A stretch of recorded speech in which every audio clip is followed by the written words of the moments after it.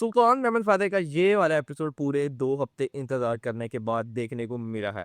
और ख़ासकर इसके अंदर जो सस्पेंस रखे गए थे, जो एक्शन के सीन देखने को मिल रहे थे और लास्ट पे जाकर जो हमें फुटेज सामने आई थी इसके सेट से लीक होकर कि आने वाले एपिसोड के अंदर एक बहुत ही बड़ी जंग देखने को मिल सकती है। इसलिए इस एपिसोड का इंतज़ार मज़ीद बढ़ चुका था।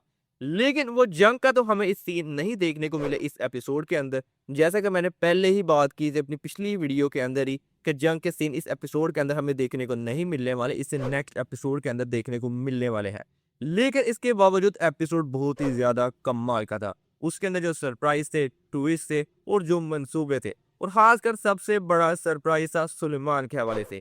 क्या सुलेमान वाक़ई सुल्तान मेमन फातह का जासूस है? हमें यही लग रहा था इसके ट्रेलर को देखते हुए। लेकिन यहाँ पर सुलेमान सुल्तान मेमन फातह का जासूस नहीं था। लेकिन उसने फिर ऐसा क्यों किया कि व्लाद ड्रैकुला को सुल्तान मेहमद फातेह के कहने के ऊपर उसको कैदी बनाकर लेके जा रहा था। तो दूसरी तरफ आज के एपिसोड के अंदर बेसिक 4 चीजें हमें देखने को मिली।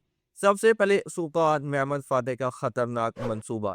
जैसे कि दरीना किला तो उन्होंने हासिल कर लिया था सुल्तान मेहमद फातेह ने पिछले ही एपिसोड के अंदर, लेकिन गाबोर अपनी हंगरी की पूरी फौज के साथ उसको वापस लेने के लिए निकल चुका था और सुल्तान महमद फातेह किसी भी सूरत में दरीना किला वापस नहीं थे देना चाहते गाबोर को। इसलिए उन्होंने बड़ा अच्छा मंसूबा तरतीब दिया इफ्लाक के राडो को इस्तेमाल करते हुए कि जिस वक्त गाबोर अपनी पूरी हंगरी की फौज को लेकर दरीना किले की तरफ जाएगा, एन उसी वक्त पर राडो अपनी फौज लेकर इफ्लाक की बोस्निया किले के बाहर आ जाएगा, उसका घेराव कर लेगा। और ये बात जानते थे कि अभी नया नया बादशाह बना है गबोर, वो बगैर कुछ सोचे समझे दोबारा पीछे हट जाएगा, यानी वापस बोसने की तरफ आ जाएगा, जिसकी वजह से दरीना किला हिफाजत के अंदर आ जाएगा, उसके ऊपर कोई भी हमला नहीं होगा। और यही चीज़ हमें आज के एपिसोड के अंदर देखने को मिलती है। यानी एक खतरनाक मंसूबा तरतीब दे राडो को और उसकी फौज को इस्तेमाल करते हुए सुल्तान महमद फातेह ने दरीना किला को हिफाजत के अंदर ले लिया, उसकी हिफाजत यकीनी बना ली है। लेकिन यहाँ पे एक ट्विस्ट देखने को मिला, जहाँ पर जो फौज राडो के साथ आई थी, बाद में वो बोसने किले के मुहासरे के दरमियान वहां पर जब व्लाद ड्रैकुला उनसे बात करता है, वो सारी की सारी फौज राडो का साथ छोड़ देती है और व्लाद ड्रैकुला के साथ शामिल हो चुकी है। अब राडो आपको सुल्तान मेहमद फातेह के साथ ही नजर आने वाला है आने वाले एपिसोड्स के अंदर, उन्हीं के साथ लड़ता हुआ। जैसे कि आप वो इफ्लाक के अंदर नहीं जा सकता कि उसकी सारी फौज उसके साथ बगावत कर चुकी है, वो व्लाद ड्रैकुला का साथ दे चुकी है। तो दूसरी जो चीज़ हमें देखने को मिली वो थी यनीचरी की बगावत। यानी आज के एपिसोड के अंदर दोबारा एक दफ़ा यनीचरी ने बगावत की सुल्तान मेहमद फातेह के खिलाफ, और वजह थी हुसैन आगा। जैसे कि हुसैन आगा की शहादत हो चुकी थी पिछले एपिसोड के अंदर, तो इस एपिसोड के अंदर सिर्फ उनका एक ही मुतालबा था कि सुल्तान मेहमद फातेह में इस बात का जवाब दे कि उनकी वजह से हुसैन आगा शहीद हुए हैं। उन्हें जानबूझकर उस किले के अंदर भेजा गया था जबकि हम जंग के हालत के अंदर थे। और साथ ही साथ हम बगैर किसी आगा के ऐसे नहीं रह सकते, यानी चरी बगैर आगा के नहीं हो सकते। लेकिन जब सुल्तान महमद फातेह इनके सामने आते तो इनकी बोलती बंद हो जाती या इनसे कोई बात तक नहीं निकलती। और सुल्तान महमद फातेह ये जानते थे कि अगर इनके सरबराह को ना कुछ चुना गया अभी, तो ये दोबारा ऐसा काम कर सकते हैं और इसी बंदे की जरूरत थी जो इनकी सरकशी को रोक भी सके। और कुर्चुद्वान से अच्छा ऑप्शन कोई मौजूद नहीं था उस वक्त सुल्तान महमद फातेह के पास। तो एक दफा दोबारा कुर्चुद्वान अब आपको यनीचरी आगा के शक्ल के अंदर नजर आने वाले हैं। और कुर्चुद्वान ने भी बहुत ही बड़ी एग्जाम्पल सेट की है कि आपको बड़े ओहदे छोड़ने पड़ते हैं सिर्फ अपनी रियासत की वफादारी को जाहिर करने के लिए, अपनी रियासत की भलाई के लिए। और उन्होंने पाशा का ओहदा छोड़कर दोबारा यनीचरी के आगा बढ़ चुके हैं। और तीसरी जो हमें चीज़ देखने को मिली वो थी पोप के हवाले से। जैसा कि बादशाह मातियात ने पोप को आज के एपिसोड के अंदर मरवा दिया है, उसकी 2 वजह थी। एक तो उसने जो गद्दारी की थी अपने ही मज़हब के साथ, उसने यहूदियों की मदद हासिल की थी, वो सोना हासिल किया था।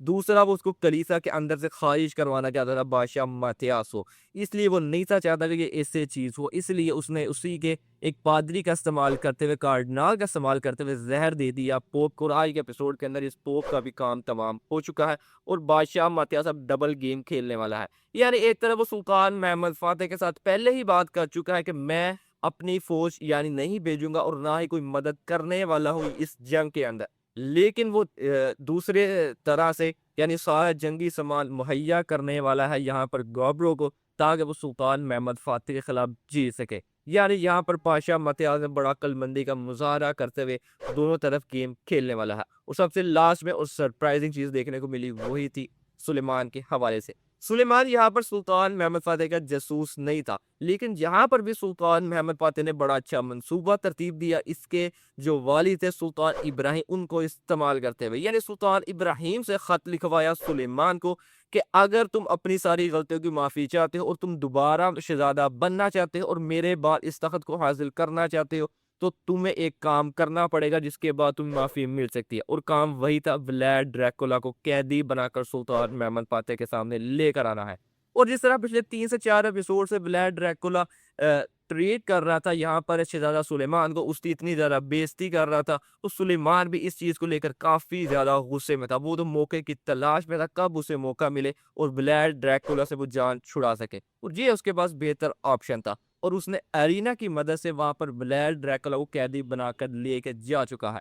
लेकिन यहाँ पर सस्पेंस रखा गया है अगले एपिसोड के लिए कि यहाँ पर ये चीज़ दिखाई है कि एरिना की मदद से व्लाड ड्रैकुला को वो इफ्लाक के शहर से ले तो गया है, लेकिन क्या वो सुल्तान महमद फ़ातह के पास उसको लेकर जा पाएगा या नहीं?